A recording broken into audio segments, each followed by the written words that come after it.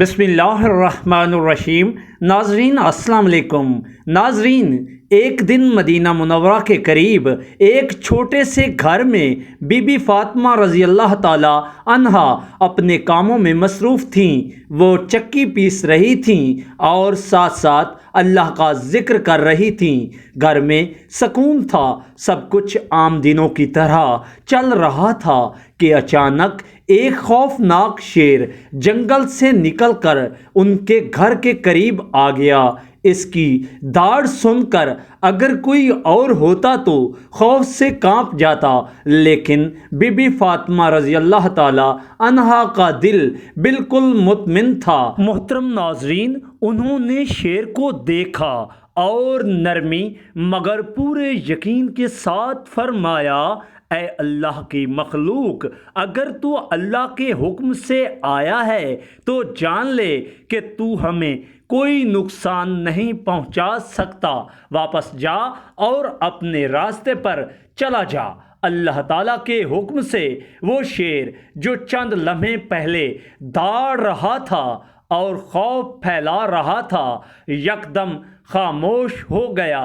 اور محترم ناظرین، اس شیر کی وحشت اور غصہ سب کچھ ختم ہو گیا۔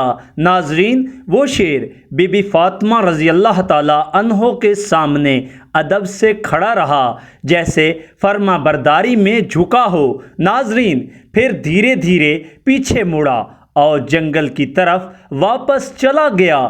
پیارے دوستو، بی بی فاطمہ رضی اللہ تعالی عنہا دوبارہ سکون سے اپنے کام میں لگ گئیں۔ نہ ان کے چہرے پر کوئی خوف کے آثار تھے اور نہ ہی گھبراہٹ تھی، کیونکہ انہیں یقین تھا کہ اللہ سب سے بڑا محافظ ہے۔ جو بندہ اللہ تبارک تعالیٰ پر کامل بھروسہ رکھتا ہے، دنیا کی کوئی طاقت اسے نقصان نہیں پہنچا سکتی۔